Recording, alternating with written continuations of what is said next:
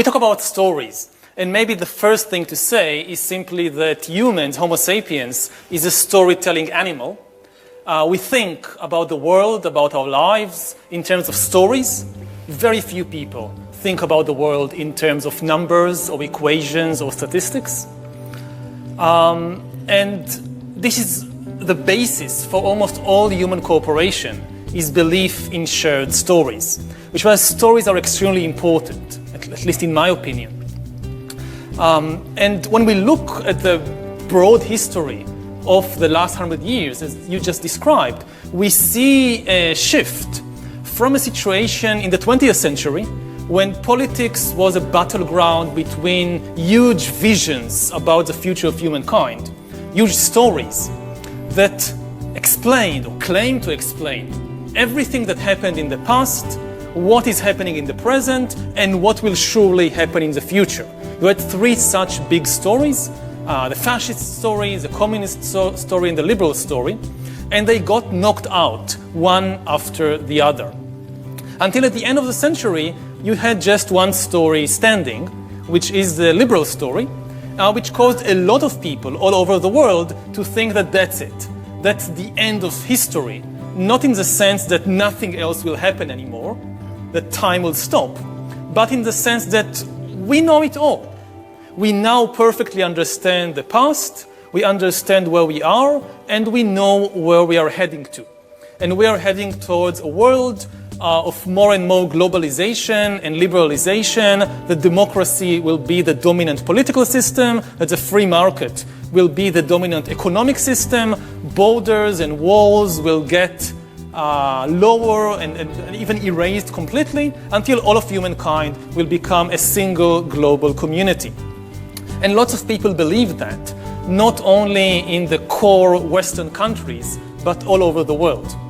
And then quite rapidly, over the last 10 years or so, people lost faith in this story, not only in the developing world, but above all in the core countries of Western Europe and North America. If 10 years ago, some governments were still trying to force this vision of history on other people around the globe, even at the price of war, now they're not even sure of this story in their own countries. And it's the most, I think, shocking and terrifying thing to switch from having one story to having zero stories. When you have two or three stories competing with one another, then you still don't know what will happen, who is going to win, who is right. You still have doubt. But to have just one story, you have certainty. There is just one thing that explains everything. There is just one thing that can happen. And this is the level of, maximum certainty. And then to switch to zero stories, this is much more frightening than having 2 or 3 or 4 stories. Because you don't have any explanation to what is happening in the world, and you don't have any vision for the future. And I think that what we see now in the world, above all else, is a vacuum of stories and visions. This vacuum is partially filled by old stories that seem to be making a comeback, like nationalism and like religion. But the main thing to say about them, and we can go more deeply into that later, they don't really offer a vision for the future. What characterized fascism and communism and liberalism is that they really had a vision for the whole world, for the whole of humankind. Maybe not a good vision, but still they had some vision.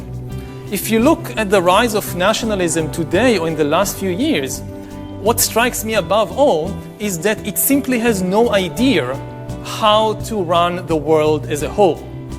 Nationalists can have very good ideas sometimes about how to run a particular country.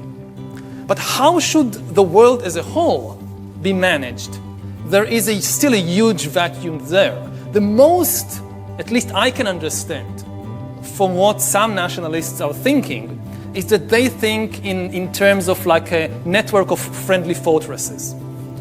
That you will have each country building walls and digging moats around itself to defend its unique identity, its unique culture, its unique ethnicity.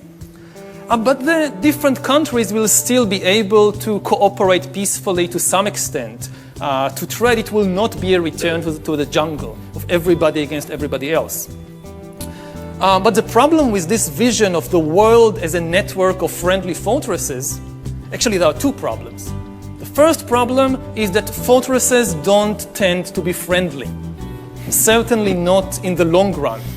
Each fortress naturally wants a bit more security and sometimes territory and certainly prosperity to itself, even at the price of what the other fortresses want.